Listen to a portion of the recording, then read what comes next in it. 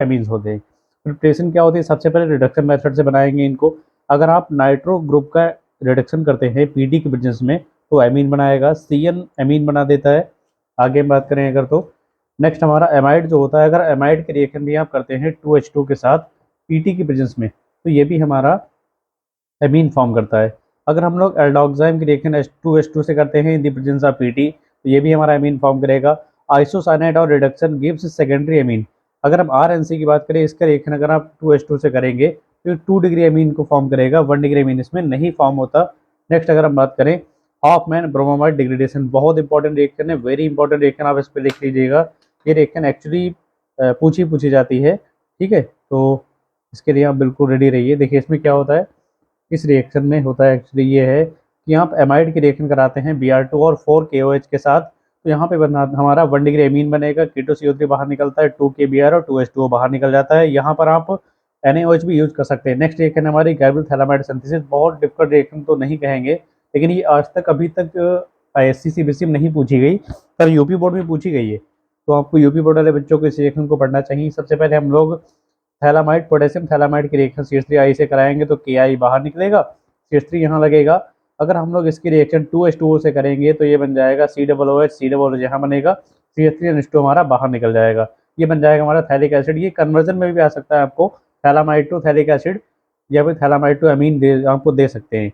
Next अगर हम बात करें रिडक्शन ऑफ एजाइड, अगर हम लोग RX की रिएक्शन करें NaN3 के साथ तो ये RN3 बनता है, जिसका हम रिडक्शन करें अगर तो बाद में हमारा एमीन और N2 गैस बाहर निकल जाती है। नेक्स्ट हमारा आता है reduction amination of carbonyl compounds. अगर हम RCHO की रिएक्शन NH3 के साथ करेंगे तो RCH डबल बॉन्ड NH बनाएगा। इसके रिड्स का अगर बाद में रिडक्शन करेंगे H2NI के प्रेजेंस में तो ये 1 डिग्री एमीन बना देगा। अगर हम लोग R2C यानी कि कीटोन यूज़ करेंगे तो R2C डबल बॉन्ड NH बनेगा, इसका अगर हम रिडक्शन करेंगे तो ये हमारा R2CH सिंगल बॉन्ड NH2 बनाएगा। अगर हम लोग RCHO यूज़ करते हैं दोबारा इसका रिएक्शन RNH2 के साथ करें तो RCH डबल बॉन्ड NR, इसका बाद में रिडक्शन करेंगे हमारे पास तो RCH2 सिंगल बॉन्ड NHR बन जाएगा।